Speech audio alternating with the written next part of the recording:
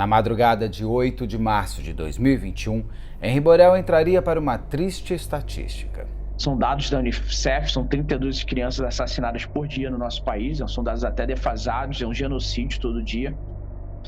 São 32 Henri assassinados por dia no Brasil. Desde que o sorriso de Henri se apagou aos 4 anos de idade, todos nos perguntamos: o que aconteceu dentro do apartamento de Jairo e Monique para o garoto ter uma morte tão súbita? Parece que já foi premeditado, Beto. 10h30 da noite, ela me manda outra mensagem falando: o Henri dormiu. Talvez esse dia o Henri dormiu, seja o Henri morreu. Com o desenrolar do caso, novas e surpreendentes informações chegavam.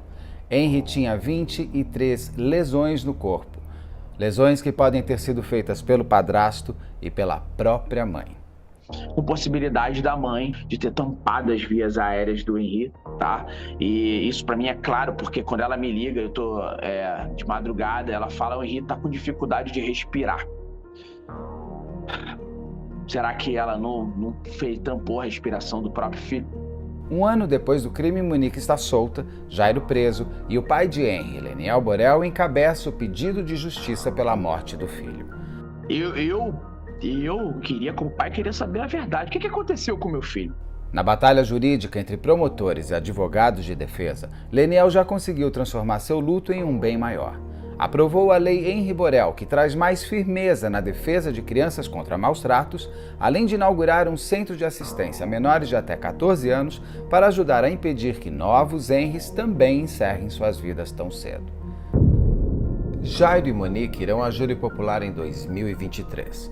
O tempo passa e a principal pergunta fica cada vez mais sem resposta: por que Henri morreu? O perito de defesa de Jairo alega que Henri foi vítima de erro médico durante os primeiros socorros no hospital. O legista oficial aponta que Henri morreu por laceração hepática decorrente de violência. Afinal, quem está certo nessa guerra pericial? Eu converso agora com o Dr. Luiz Ayrton. Ele é médico legista e perito assistente que faz parte do corpo de acusação encabeçada por Leniel Borel. Eu sou Beto Ribeiro e este é o Crime S.A. Olá, eu converso agora com o Dr. Luiz Ayrton. O Dr. Luiz Ayrton é o médico legista perito da assistência de acusação, correto? Isso, que eu falei? Correto. De acusação do advogado do Leniel Borel, que vai participar, claro, do julgamento ali no apoio à promotoria para elucidarmos se Jairinho e Monique são, de fato, os autores desse crime, se foi um crime e tudo mais. Quem vai me contar mais é o senhor, que a gente vai passear. Com o senhor eu vou conversar sobre a parte técnica. Claro que, naturalmente, o senhor vai ter que me falar um pouco do perfil dos personagens, porque um ato só é feito em função do que as pessoas são. Mas aqui eu queria entrar bastante bem com o senhor para, assim, como vamos saber o que aconteceu com Henri Borel? É pericialmente que vai ser contado. Então, doutor Luiz, seja muito bem-vindo. E eu vou começar diretamente com uma pergunta, que eu acho que é a minha maior dúvida, que ninguém consegue... Já me responderam, mas eu não tenho uma única resposta. Eu queria saber qual é a sua. O que faz o Henri Borel ser levado ao hospital em plena madrugada, umas 3h30 da manhã? O que aconteceu com esse menino? Bom, primeiramente, agradeço a oportunidade de estar aqui conversando com você e com seu público, né? Nós temos duas referências muito importantes no caso Henri Borel. A primeira é por volta das 19 horas do sábado, que o pai, o Leniel, devolve a criança à guarda da mãe. A criança não queria, estava resistindo, tinha pedido, inclusive, ao Leniel, que não queria voltar para a casa da mãe, mas o Daniel, ciente de uma situação de guarda compartilhada, precisava de devolver a criança. A mãe recebe a criança no shopping, vai para casa, dá um banho na criança, então ela teve a oportunidade de ver todo o corpo da criança, né? Põe a criança na cama, isso por volta de 19h30, 20 horas, faz uma selfie e manda para o Leniel para mostrar que está tudo bem, porque o Leniel ficou preocupado pelo fato da criança ter apresentado resistência de voltar para a mãe. E por volta de 3h30 da manhã da madrugada, esta criança dá entrada no hospital Barra d'Or, literalmente com manifestações de óbito. Ela chega ao hospital sem vida, né? E não é difícil da gente entender isso, porque até as imagens do elevador já mostram uma criança em completa atonia muscular, os olhos já começando a perder até o próprio brilho natural, né, pela desidratação do globo ocular. Então, nós temos aí o aspecto, a entrega da criança saudável e rígida, né, depois de passar um final de semana com o pai, e temos a entrada dela, algumas horas depois, morta no hospital. O que aconteceu nesse intervalo de tempo? Nós podemos inferir pelo exame, pelas manifestações que estão registradas nos exames periciais. Mas quem pode contar é o padrasto e a mãe que estavam com ela, né? Essa é a grande realidade. Ou seja, o que acontece lá dentro, a gente vai ter que imaginar de acordo com o que o corpo te mostra de sinais. Isso. O senhor me traz alguns elementos já, pegando a parte do elevador, por exemplo. O Jairo chega, por algumas imagens, a tentar fazer uma respiração boca a boca ali dentro. Aquilo seria para fazer de conta que estou fazendo algo ou parece uma reanimação real? Olha, eu acredito que ele, como médico, né, ele já tinha conhecimento de que naquele momento a criança estava morta, né? Não posso julgar, honestamente, esse valor, eu não posso fazer julgamento dele, se ele fez, qual o intuito dele. Às vezes, pessoas tentam reanimar pessoas mortas numa determinada situação de desespero e de angústia, até pela própria responsabilidade que ele percebia. Sim. Que ia lhe ser diretamente a ele e ao casal, né, direcionada. Mas ali acredito eu que ele, como médico, tenha percepção, até porque a temperatura da criança na entrada do hospital já estava em 34 graus centígrados, né? Então a criança já estava esfriando, já estava no processo, no fenômeno do esfriamento, sinal consecutivo de morte, né? Então, ele tem... O Henry teria chegado morto? Sim, a nossa posição é inquestionável. Nós configuramos uma criança, veja bem, que o hospital, ao receber, não tem a menor ideia do que teria acontecido, até porque entra um casal contando um histórico de que a criança teria caído ou alguma coisa assim. Eles, durante 1 hora, fazem os procedimentos do protocolo de reanimação cardiovascular, cardiorrespiratória, e não obtém êxito. É normal tentar reanimar um morto tanto tempo? Olha, porque, veja bem, às vezes o médico prestador desse serviço, ele até está percebendo mas ele quer ter aquela tranquilidade de que a família viu, ele não houve dar esforços no sentido de reanimar, né? E ele, no caso, ele ficou quase 2 horas, não foi, em reanimação? Porque o óbito é dado 5h55 e ele entra 3h55. Mas elas referem apenas durante 60 minutos. Depois houve uma certa demora em fazer o... Tá. Elas alegam na documentação médica, eu estou me referindo a elas... porque as médicas que atenderam, sim. Médicas, todas eram médicas. E elas assumem a responsabilidade por manutenção de 1 hora em ventilando com ambu, que é um ventilador manual, né?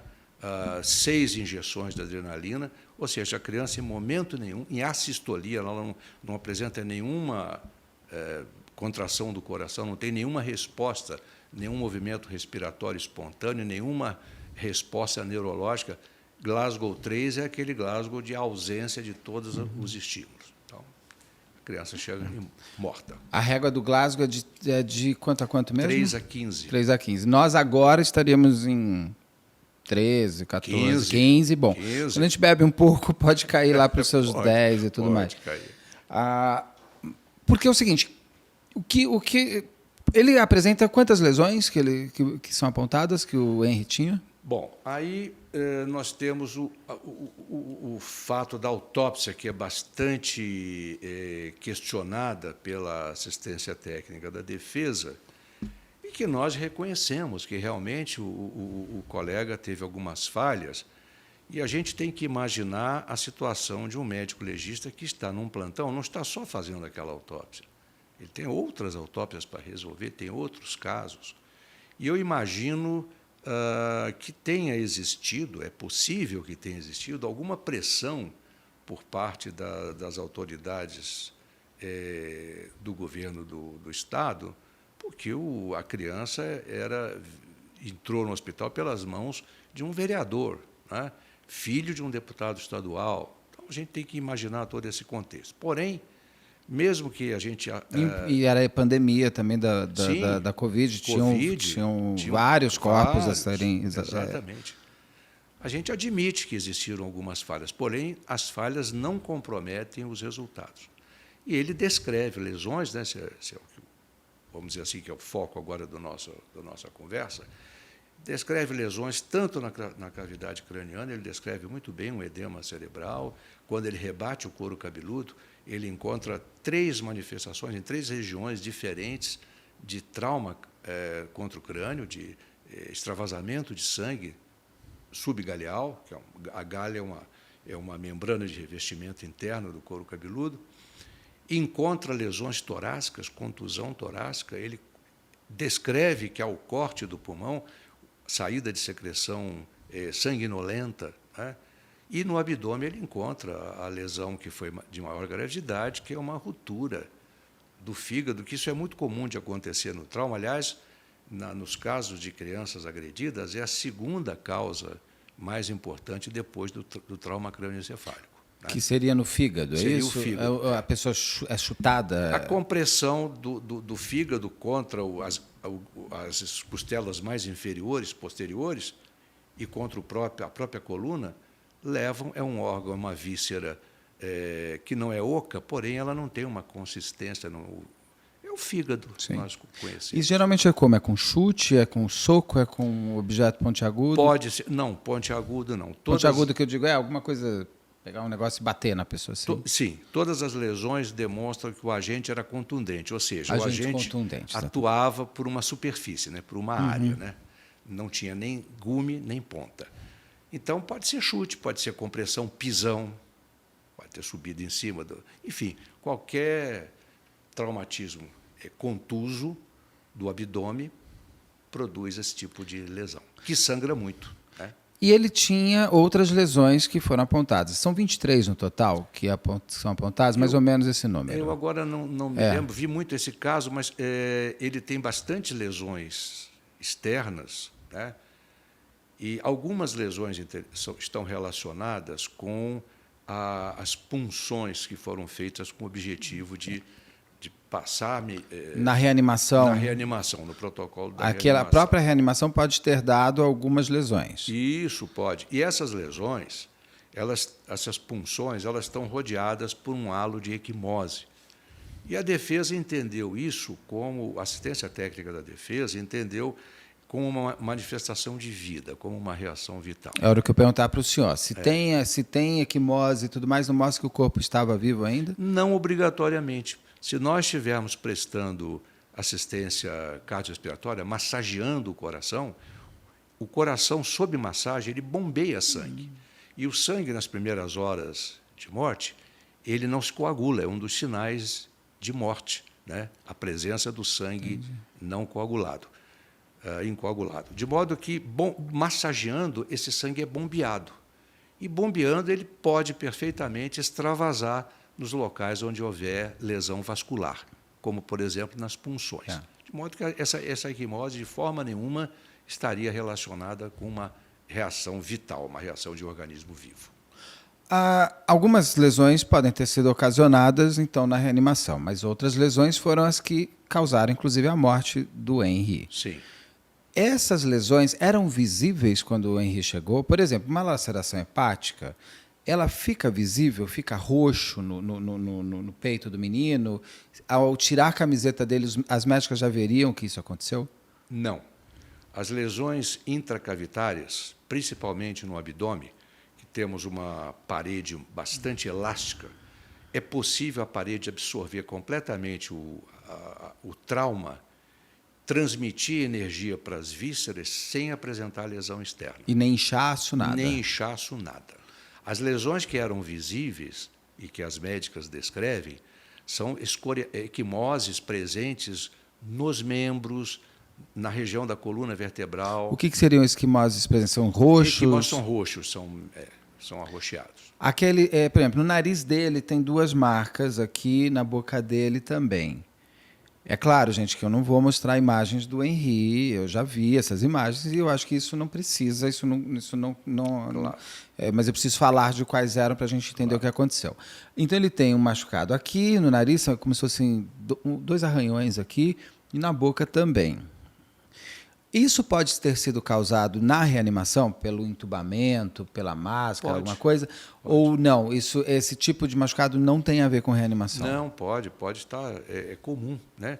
Mas a gente tem que imaginar, até porque ele apresentou uma certa resistência da abertura da boca, né? Porque ele estava... Isso. O trismo, como é que fala? As médicas, no primeiro momento, acharam que era um trismo, era uma manifestação clínica de uma contração muscular. E o trismo só se estiver vivo? Sim, o trismo é um sinal de vivo. Na realidade, o que ele tinha era a rigidez muscular já se instalando, né? Já se instalando. Então, é por isso que elas tiveram uma certa dificuldade na intubação e, claro, que no momento de estresse, né, uma criança, a vida de uma criança, eles não estão sabendo o histórico anterior do caso e pode produzir uma outra lesão que a gente reconhece algumas como com muito pouca, praticamente sem reação vital, muito pouco, produzidas provavelmente pela intubação. Mas existem outras nos membros, ou existem até lesões nas regiões tenares das mãos, que são características lesões de defesa da criança.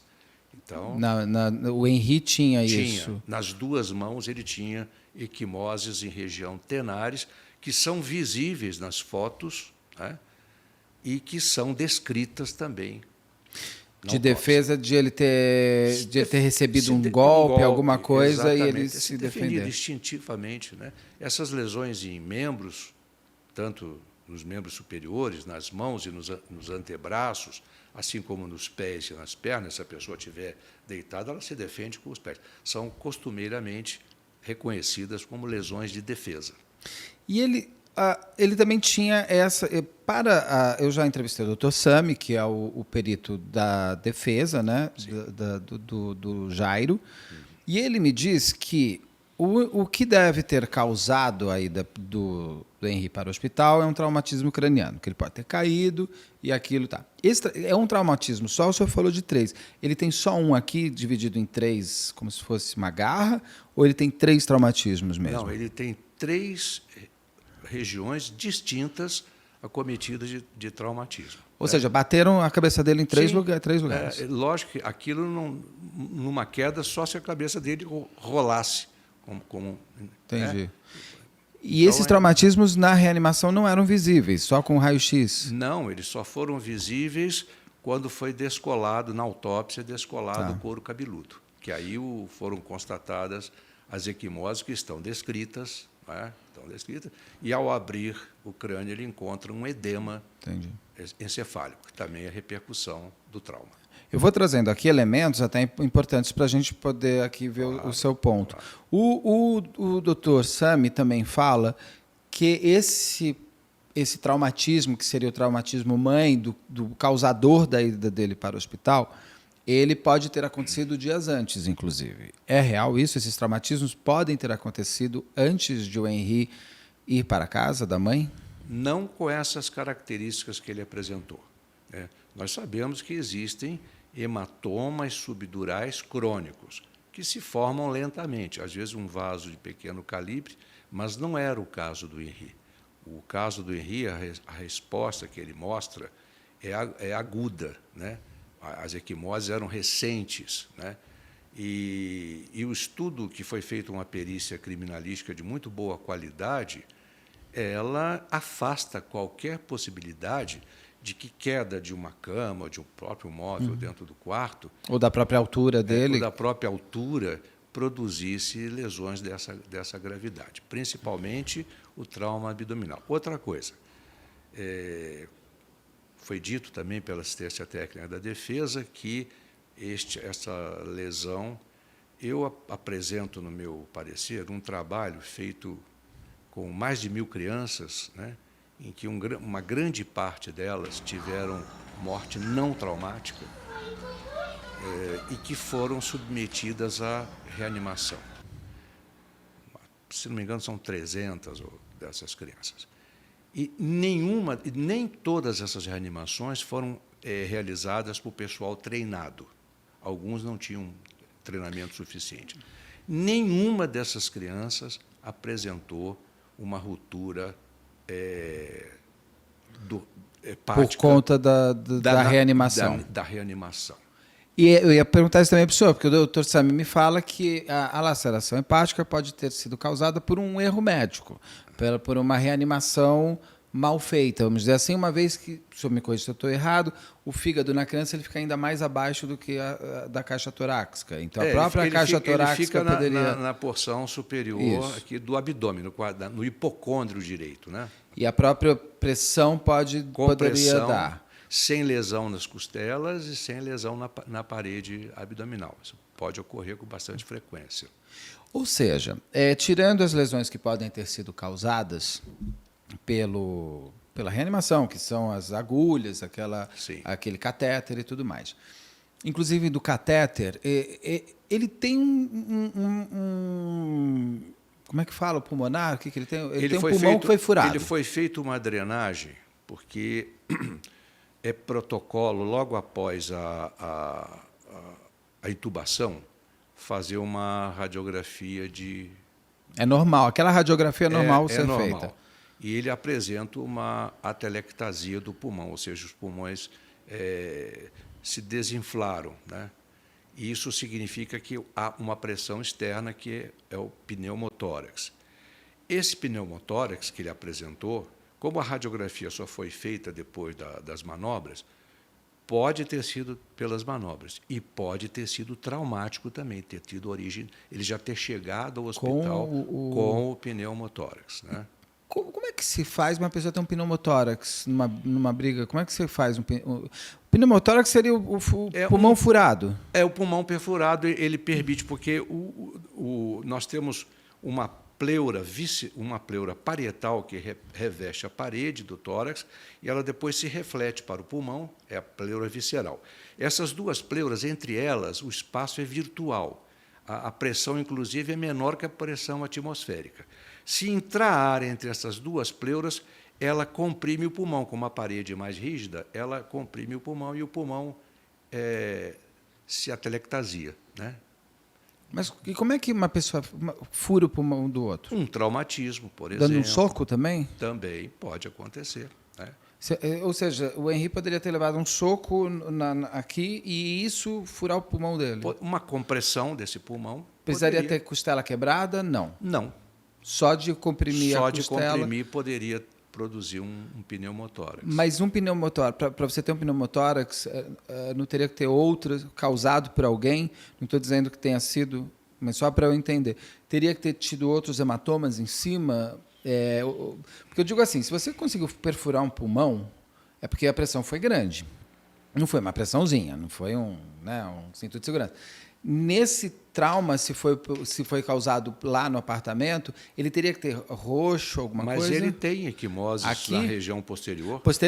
Onde a coluna pode ter sido a compressão contra a coluna. Pelo pulmão esteja lá. Você pode pegar o pulmão pelas costas. Eu não estou lhe assegurando que este pneumotórax tenha tido origem traumática. Sim, entendi. Eu até aceito que ele pode ter sido na reanimação, mas pode também ter tido origem traumática. E é por isso que o Henri tem no lado esquerdo, você vê na foto aqui dele, no lado esquerdo, tá um pouquinho mais... Você vê um desenho, assim, como se tivesse um inchaço no lado esquerdo, que seria o ar desse pulmão que deslocou o coração e jogou para a esquerda. Bom, eu não... O senhor lembra? Isso aí foi muito falado lá no julgamento. No julgamento não, no inquérito dos legistas, que eles ficavam mostrando que era o ar do pulmão, porque... Para a parte do Jairo, ele teria morrido de um pneumotórax causado na reanimação também. Estou trazendo os elementos que eu tenho acompanhado para a gente conversar. Eu entendo perfeitamente. Cabe à defesa aventar essas possibilidades. Só que a defesa ela vem progressivamente conjecturando sobre hipóteses que a gente tem demonstrado que não se consolidam, né? Não se consolidam. Ou seja, doutor, os traumatismos cranianos e a laceração hepática, essas com certeza foram os motivadores de ele ir para o hospital. Sim. Ou seja, da morte dele, uma vez que o senhor está me trazendo aqui que ele já chegou em óbito. Inclusive chegou em óbito. Para uma pessoa ter 3 traumatismos cranianos, uma laceração hepática dessa magnitude, é uma agressão muito grande que ele sofreu. Sim, muito intensa. E ele morreu quanto tempo antes de ser levado para o hospital? Consegue chegar uma tentativa? Porque se ele chegou ao hospital, se eu não me engano, tem vários horários, né? Tem o horário do elevador, que é 4h09, quando eles estão descendo. Tem o horário de chegada, que a médica marca 3h55. E tem um outro horário de chegada da etiqueta do hospital. Eu tendo a acreditar mais no da médica, porque ela deve ter olhado o relógio e anotado a mão ali. Mas se ele chega a 3h55, ele pode ter morrido... Quanto tempo que teria acontecido no apartamento todas essas maldades para ele chegar à morte? Essa estimativa, ela não é de muita acuidade, né? Isso eu estou te falando aqui o que os autores de grande importância, de grande experiência, transmitem. Mas, utilizando parâmetros como, por exemplo, a temperatura corporal, o início da rigidez da mandíbula, dá para se estabelecer que a morte tenha ocorrido entre 2 a 4 horas antes da chegada no hospital, né? Então, o lapso de tempo perfeitamente se enquadra naquela faixa de horário em que ele ficou sob os cuidados única e exclusivamente do padrasto e da mãe. 2 a 4 horas antes da chegada no hospital. Ou seja, tudo pode ter acontecido meia-noite ou 10h30 da noite após aquela foto que a Monique mandou para o Jairo. Para o Leniel. Então o menino sofre e poderia ter ficado... Aí é uma cobração. E as pessoas ficam 2 horas pensando que vão fazer isso, com o menino morto ali. Sim. Imagino que tenham sido feitos telefonemas nessa hora, né? Pelo que eu vi da perícia, não houve ligações, pelo menos dos telefones ali conhecidos, né? Não sei se eles pegaram toda a herba e tudo mais. Aí eles tentaram se desvencilhar do telefone, apagaram algumas coisas, então é difícil realmente a gente dizer. Um parâmetro bastante seguro é esse que eu estou aqui. É o horário, o tempo de morte dele. A estimativa do tempo de morte dele. Inclusive a babá, em outros relatos, nos outros WhatsApps que ela trocou, inclusive com o namorado, dias antes, ela falava que o Henry gritava, sofria e tudo mais. Ele deve ter... Uma criança que sofre esse tipo de agressão não sofre calada, né?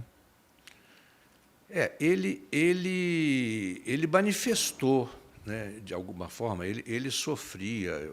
Veja bem, eu gosto de me ater mais à parte técnica, que é minha, mas nós somos obrigados a entender a dinâmica, né? Tentar entender essa dinâmica. Os fatos, né, levam à conclusão de que ele era agredido com razoável frequência, ou algumas vezes, pelo menos, antes do evento morte. E nós entendemos que a mãe buscava, de certa forma, acobertar, né? Então, por exemplo, uma lesão que ele teve no joelho, que a babá reporta, que ele sai do quarto. Que ele sai até mancando. E quando o Leniel indaga, ela diz que foi uma queda. Ela leva, por exemplo, ele num hospital bem distante da região onde ela...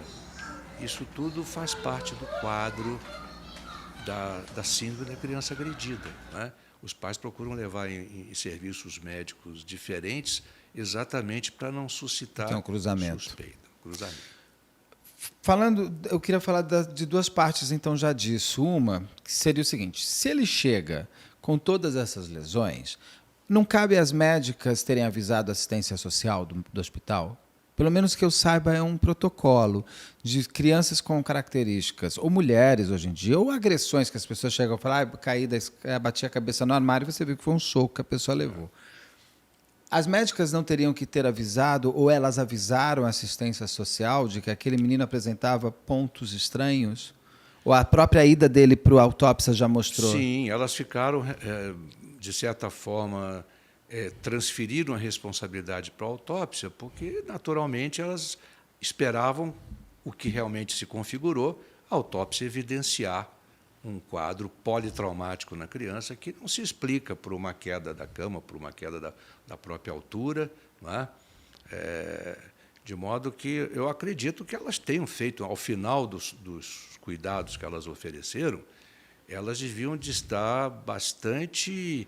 eu não tive nenhum contato com elas, né? Mas imagino que elas tenham suspeitado. Na chegada, não, mas depois de algum tempo, começa a ver o quadro, começa a ver a ausência de resposta, vê que a criança estava em óbito na chegada, vê que a criança tem sinais de trauma. Elas não estão sabendo que tem uma ruptura hepática, né? Que tem uma contusão pulmonar, que tem um edema encefálico, mas elas devem ter suspeitado, mas devem ter ficado, de certa forma, imaginando que essa responsabilidade estava transferida para o ML, para a perícia médico-legal, que foi o que aconteceu.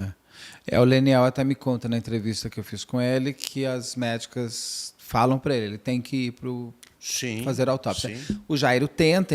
Houve tentativa de brecar.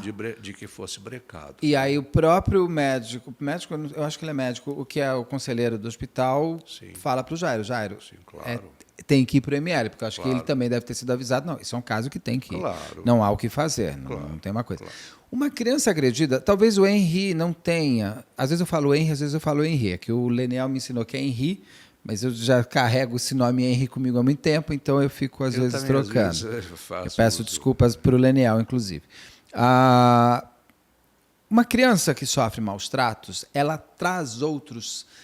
Talvez o Henri não tenha, porque ele não teve tanto tempo de convivência com o Jairo. Em pouquíssimo, foram 3 meses, se eu não me engano, que o Jairo e a Monique, sendo eles os autores, levam o Henri à morte. Mas crianças que têm maus tratos, elas podem carregar marcas não visíveis que numa autópsia seria possível. Por exemplo, muito osso quebrado ou fraturas internas teriam esses tipos de... Sim, a autópsia pegaria claro. E marcaria. Essa é uma criança maltratada. Claro. Geralmente, os traumatismos produzidos durante os maus tratos, eles, por serem efetivados em datas diferentes, apresentam aspectos diferentes na autópsia. Isso realmente é esperado se encontrar, né? Eu completo agora, em 2025, 40 anos de ensino, né, no ensino superior, e praticamente uns 2 anos eu demorei um pouco de aula de patologia, mas em seguida já comecei a dar aula de medicina legal. E uma preocupação que eu tenho muito grande nos cursos de medicina, exatamente de alertar os médicos, no geral, seja qual a especialidade que eles vão seguir, mas todos vão ter, provavelmente, nas suas vidas, uma passagem por um pronto-socorro, um plantão ou outro. E está habilitado a reconhecer esses quadros, né? Então, dentro do histórico discrepante que os pais contam, um dos que chama a atenção é exatamente esse. Sempre nós aconselhamos que a criança seja examinada despida, para que se possa observar equimoses, escoriações em fase diferente da sua evolução, né, estadiamento diferente. E, muito importante, você falou aí, os ossos fraturados, são raio-x de corpo inteiro, né, o raio-x de corpo inteiro das crianças, porque podem aparecer fraturas em regiões que não estão, nesse momento, sendo alvo da observação do médico. Então, realmente faz parte do quadro isso aí. E muitas vezes essas crianças são tão quebradas que elas começam a ter aquelas marcas, né, demais. Uma criança que quebra demais. Lesões esquisitas da pele, é assim que nós chamamos. Tá. Lesões, em medicina legal nós chamamos de lesões esquisitas porque são lesões que não estão relacionadas com nenhuma patologia, nem de pele, nem de manifestação de outras doenças na pele. Agora, medicina não é uma ciência exata, né? De modo que a gente pode encontrar um quadro desse, mas pode também encontrar quadros que não estejam com essa manifestação. No caso, só para confirmar, a causa-morte foi dada laceração hepática? Foi. Ele, se não me engano, na declaração de óbito, choque hemorrágico por hemorragia interna consequente à lesão hepática. Isso foi dado pelo médico legista do IML? Pelo médico legista do IML. Eu estive lá no Rio de Janeiro no dia do interrogatório que eu chamo do duelo dos legistas, né? Porque são formas, são cada um na sua motivação tem a sua razão. Cada um na sua razão. Na sua razão ali. No caso, inclusive foi um trabalho agraciado pelo governo do estado do Rio de Janeiro, com uma placa honrosa, tudo mais. Mas a mim chamou algumas coisas, me chamou a atenção, eu queria entender com o senhor. Por exemplo, ele não pesa o corpo do Henri, correto? É como você faz a volumetria de sangue, a altura pela medida, pelo peso. Eu não sou médico, mas eu já nem médico legista, mas como eu estou há muitos anos fazendo esse tipo de coisa, eu começo a entender. A volemia, que chama, não volumetria, volemia de sangue. Volemia. É essa volemia que pode te dar a certeza de que tem a quantidade de sangue concentrado naquele órgão? Sem essa volemia, você não consegue saber? Não, isso é uma medida, naturalmente, de muito boa praxis, de muito boa prática, né? Se você medir, e deveria até ter sido medido, o volume de sangue extravasado, porque com a quantidade do sangue extravasado para dentro de uma hemorragia interna, como foi o caso dele, seria muito fácil de se avaliar que percentual de volume foi perdido ali, que justificaria o choque hemorrágico. Mas eu, no meu parecer, entendo que, na realidade, o médico descreve que, posteriormente, interrogado sobre isso, ele diz que a cavidade estava toda cheia, estava repleta. Isso já dá uma ideia da monta, da quantidade que foi perdida. Mas eu ainda digo mais, eu entendo que, como ele teve trauma pulmonar, trauma crânioencefálico, na realidade, eu entendo que ele tenha vindo a óbito por choque politraumático. Cada um, de certa forma, é uma equação de traumas exatamente, que dão a morte dele, não é uma coisa não só. Não é isoladamente, entendeu?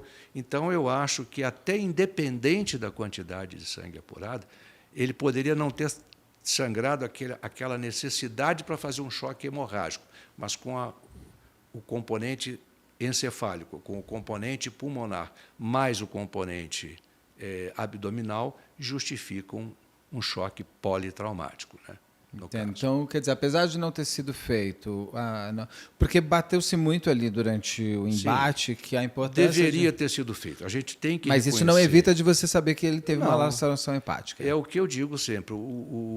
As falhas eventuais que o colega teve, elas não comprometem o resultado final da autópsia. As coisas mais importantes ele descreveu, né? E, a partir delas, nós podemos inferir o histórico do mecanismo que levou à fisiopatologia, chama o mecanismo que levou ao óbito.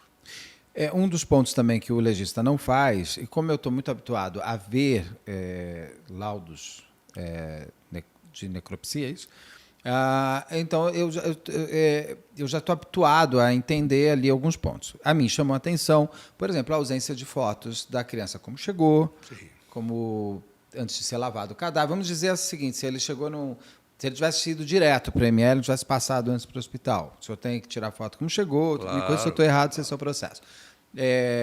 Aí, sem a roupa, tira foto de novo, de frente, aí lava o cadáver, tira foto de novo, porque aí podem, quando lava, Você pode aparecer as outras lesões. Sim, que, claro. às vezes, é um corpo com tanto sangue que você não sabe de onde veio o sangue. Sim, ou ao contrário também, lava um sangue que estava ali só depositado. E tal, não era né? nem dele. Exatamente. Aí você tem até alguns casos, e eu sei de casos, por exemplo, como a Isabela Nardoni, que não era famoso quando foi feita a autópsia da Isabela. Todo mundo fala, mas a Isabela já era um caso famoso. Não, ela se torna famosa. No dia da autópsia da Isabela, ela era uma menina desconhecida. Então, por isso que eu digo que é um trabalho exemplar, porque foi feito em cima de uma pessoa desconhecida. Guardaram até a roupa dela, porque ali você tinha as marcas de várias coisas. Sim. Bom, no caso do Henri, eu não vi as fotos, eu não vi o peso dos órgãos. O tempo de autópsia me chamou a atenção também, porque é uma autópsia muito rápida, uma autópsia de meia hora, 40 minutos. 40 ou 50 minutos. Que geralmente você tem autópsias de 1h30, uma coisa assim. Essa falta de documentação, ela impede de vocês conseguirem fazer um trabalho mais exato, ou ela, como o senhor disse, ela não impede o final da história? Não, ela não compromete o resultado, porque, veja bem, os órgãos não foram pesados. Deveriam ter sido? Deveriam. Mas ela era uma criança rígida. Ela não tinha nenhuma doença, não era portadora de nenhuma doença, de nenhuma manifestação de doença. Então, se presume que ela tinha os órgãos normais, com peso normal para aquela idade. Ele não quantificou esta hemorragia como realmente deveria ter feito, né? Não fotografou as lesões, também ajudariam muito. Talvez muito desses questionamentos hoje não existissem se ele tivesse. Mas eu acho que o trabalho dele não é por isso que ele não entra em nenhum demérito, né? Ele tem as suas razões, deve ter as suas explicações e a sua própria rotina. E o que ele descreveu é suficiente para a gente entender o que aconteceu. E eu não estou aqui desqualificando o trabalho dele, eu apenas estou trazendo elementos que são falados o tempo inteiro para a gente poder Você está muito certo, mas entender. eu estou... Não, então, ok, a ausência, porque muitas vezes se coloca em xeque se esse laudo não foi bem feito, se ele pode ser usado para manter uma história sendo contada. Então, ok, então podemos, mesmo com tudo que não foi feito, as falhas, o que foi feito nos garante muitas coisas. Tivemos um ponto ali, muito falado também, nesse duelo de titãs, do tal do raio-x. Que era um raio-x, que o raio-x pós-morte, que o senhor até já passeou por ele aqui. A importância desse raio-x qual é ela? Que foi tanto falado, porque assim, se não tivesse raio-x, não poderia ter o julgamento, praticamente. Não, o que ele trouxe de elementos para tudo isso? O raio-x ele só traz o seguinte, a integridade do arcabouço ósseo, torácico, e a presença do pneumotórax, que, como nós já discutimos aqui, ele pode ter ocorrido nas manobras de reanimação, como pode ter tido origem traumática anterior, porque ele não é feito na chegada, ele é feito depois da intubação, né? Então, ele contribui. A gente pode concluir algumas coisas, mas não é grande. Talvez o ideal tivesse sido feito todo o raio-x de todos os segmentos corporais da criança, tivesse sido, né, indicado já no IML, já estou falando com da responsabilidade da perícia. É que lá no IML também não foi feito o raio-x. Não foi feito, né? Não foi feito. Então, mas eu acredito que nem deu nenhuma grande contribuição, nem atrapalhou em nada a realização do raio-x de tórax. Entendi. É normal, é protocolar fazer esse raio-x depois desse tipo de reanimação? Sim, é protocolar, exatamente para ver se não ocorreu, porque uma injeção de oxigênio sob elevada pressão pode romper um alvéolo, aqui, vamos traduzir, furar o pulmão, e aí o oxigênio vai para o espaço entre as pleuras, espaço pleural, e vai produzir o pneumotórax. Tá, porque o Leniel, na entrevista que fiz com ele me fala que o Jairo que teria pedido esse raio-x até para já ali começar a montar o seu sua narrativa, vamos Sim. chamar, uma palavra tão usada hoje, mas que cabe aqui neste momento. Verdade. Não, esse é uma coisa que naturalmente as médicas fariam. Não foi solicitado, Não, ou pode ele até ter falado, mas não é porque ele falou que foi feito. Exatamente. E também se falou demais ali que o raio-x marca ali 1 de 2 ou 2 de 2, mostrando que há também mais um raio-x que sumiu. Desculpa, bati aqui no microfone. Tem alguma coisa que esse outro raio-x traria de tão... Porque começam a se criar lendas urbanas para... Sim. Eu acredito que não, né? Acredito que não tivesse... a única coisa que poderia ter sido feita depois da drenagem torácica, né, que eles fizeram, e é por isso que uma das coisas que a assistência técnica da defesa também levantou foi o fato do médico legista não ter descrito, ele descreve os pulmões em tamanho normal expandidos. Mas do momento que houve drenagem torácica, né, e que houve manobras de reanimação e ventilação, o pulmão volta a se expandir. Né? Com a ventilação, aquele pulmão que se atelectasiou, ele volta a se expandir. De modo que também não compromete em nada o fato dele não ter descrito que os pulmões estavam atelectásicos, estavam encolhidos. Né? Se o Henry não tivesse tido a laceração hepática, o traumatismo craniano, bom, daí ele não estaria nem no hospital. Mas, assim, se ele não tivesse tido essas lesões tão decisivas para a vida dele, o que acontece no pulmão dele, se fosse causado na reanimação, o levaria a óbito? Não, porque ele ali estava recebendo ventilação, ele imediatamente foi drenado o pneumotórax. As pessoas sobrevivem com pneumotórax, procuram até hospitais, existem até um pneumotórax espontâneo, né? É muito comum em pessoas que tiveram, por exemplo, traumas em acidentes de trânsito e tal, tempos depois, alguma lesãozinha pulmonar que era pequena no próprio processo de cicatrização, permite um amolecimento tecidual e uma ruptura, produzindo um pneumotórax espontâneo. As pessoas sobrevivem ao pneumotórax. Agora, com o pneumotórax, numa reanimação de uma parada cardíaca, ele consegue fazer o coração voltar? Porque você não está bombeando o ar e o ar está saindo? Você está bombeando o ar, mas você está conseguindo fazer alguma oxigenação. Alguma área pulmonar está permitindo trocas gasosas entre o ambiente, o compartimento pulmonar e o sanguíneo. De modo que você consegue manter uma pessoa em... Ele poderia, se ele tivesse só a parada respiratória, ele voltaria, o coração voltaria, apesar... Porque ele tem outro pulmão também funcionando, Sim, né? Claro. Tá. Também foi apontado que, pelo próprio raio-x, dá para ver o fígado mais avantajado, vamos dizer assim. Como o raio-x foi feito com ele deitado, os órgãos, ele não pode ter subido também? Porque não se faz raio-x. O certo é não fazer um raio-x deitado. Mas o menino está morto, claro. Sim, claro. Então, o raio-x ele serve para confirmar a laceração hepática? Não. Não serve. Não é um exame para isso. Né? Ele não mostra isso. O julgamento a gente espera que esteja a caminho de vir. Aí o senhor também vai participar ali. Sim, imagino que sim, porque é comum, né, o assistente técnico de ambas as partes serem indicados como testemunhas, porque nós temos, tanto eu como o colega da defesa, temos argumentos para serem discutidos, né, para avaliação do conselho de sentença, que são jurados. Então, acredito que eu esteja lá e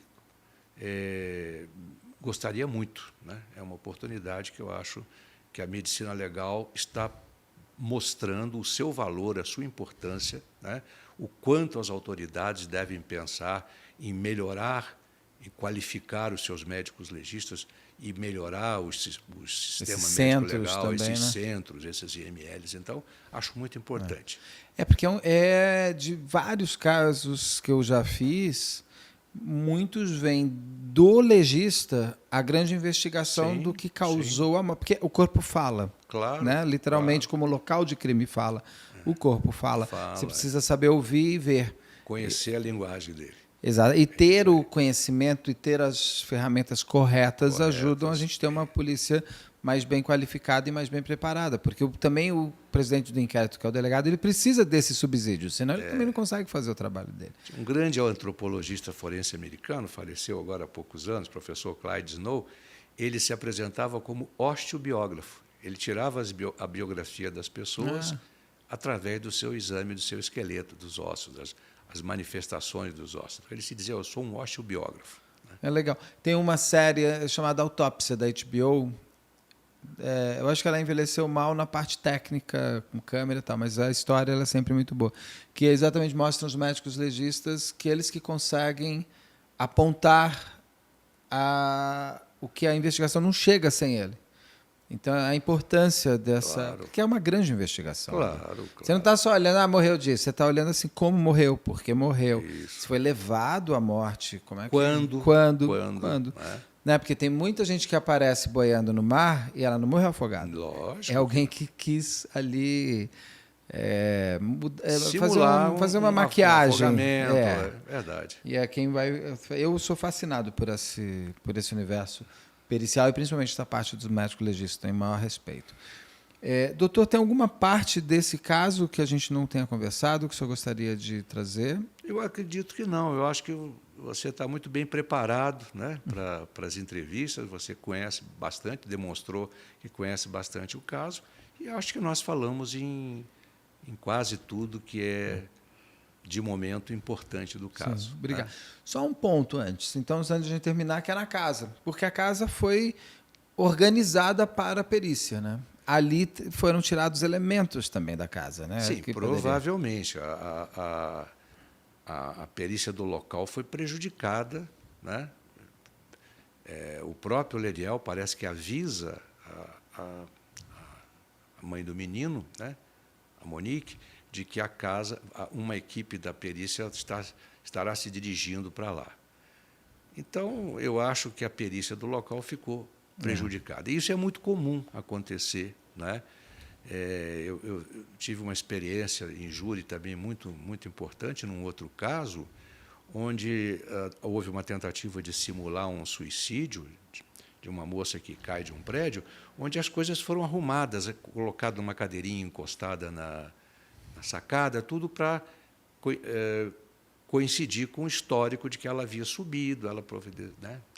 Então, mas eu acho que a perícia criminalística, assim como a perícia médico-legal, se forem suficientemente realizadas, não precisam ser astronomicamente, fizer a rotina, aquilo que a rotina inspira, né? Elas contribuem muito para o levantamento desse histórico da dinâmica do caso. Porque o Jairo ele sai do hospital para trocar chinelo por tênis, aí vai e volta. Ali foi uma casa com criança, não é tão na régua daquela maneira, né? Senão, coitado dessa criança. E tem a história da Netflix, que eles estavam vendo Netflix, a Netflix já mostrou que eles não estavam vendo nada naquele horário. Tem o que aconteceu ali dentro daquele apartamento, a história de que ele caiu no quarto da Monique, a Monique estava no quarto de hóspedes, eu nunca consegui entender isso direito. É verdade. E por que ele não pode ter caído no próprio quarto? Sabe, você o próprio histórico dos dois foi conflitante, tanto que a perícia eu sei porque a perícia do local, ela reproduz os dois históricos como eles contaram, não é? Para chegar à conclusão que as duas histórias não são irreais, não estão compatíveis com as manifestações apuradas pelas perícias. E como tudo do Henry foi interno, não tem sangue, né? Você não consegue com luminol achar manchas de sangue que te mostrariam alguma dinâmica ali. É tudo muito mais... a gente vai ficar... Eu acho que esse vai ser um dos casos que a gente sempre vai ficar na dúvida de como aconteceu ali dentro. Alguma coisa... A não ser que alguém conte a verdade. É verdade, exatamente. Pode ser que, até o julgamento, alguém interessado em ser menos responsabilizado conte o que realmente aconteceu. Até lá, os dois são responsáveis. Sim. E que tenha se eles forem os responsáveis, que eles têm a humanidade, inclusive, de ter o Henri ter o direito de ter a sua história contada, né? Porque a gente consegue contar o que aconteceu depois, tentando chegar agora. Ali dentro também caberiam a eles também ter essa humanidade com esse menino. Mas... O Leniel fala uma coisa muito importante, né? Não existe prisão perpétua na nossa justiça, nos nossos códigos penais. Mas ele já foi condenado à prisão perpétua de conviver o resto da vida com esse histórico. A gente sempre ouve que a prisão perpétua é para a família da vítima. Isso.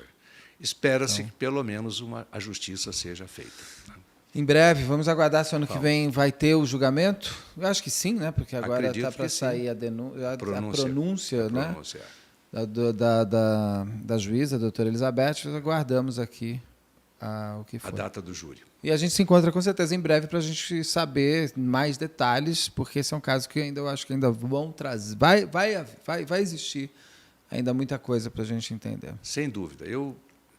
E fica o meu convite aqui para o senhor voltar. Atenderei com muito prazer todas as vezes e agradeço mais uma vez a oportunidade de eu poder mostrar a importância da medicina legal nos casos criminais. Com certeza, obrigado, eu que agradeço. Fica o convite para o senhor falar de outros casos também. E o meu agradecimento, senhor, é a minha primeira entrevista aqui no estúdio. Então, já começamos com o pé direito aqui. Estou batizando. Muito obrigado. Muito obrigado. Tive o prazer de conversar com o Dr. Luiz Ayrton, o médico legista, que é também o perito assistente de acusação. Falei correto? Assistente técnico de acusação. Eu tenho às vezes mais dificuldades com esses termos aí. Mas o doutor Luiz estará, inclusive, no julgamento. Ele que está ao lado do advogado do Leniel, que é a pessoa que apoia também a promotoria. Então, nós vamos ver muito o doutor Luiz ali nesse... Eu não digo nem que é um debate, é um embate mesmo de médicos legistas, que é muito importante, inclusive para que a gente entenda que precisamos apoiar e investir nisso, porque essa área da polícia é que traz muitas vezes muitos grandes elementos para que um caso seja fechado, ou inclusive um caso que alguém está contando uma história, quem mostra que a história é mentirosa é o médico legista. Então, doutor Luiz, muito obrigado novamente, e a gente se vê em breve, com certeza. Muito obrigado. Obrigado.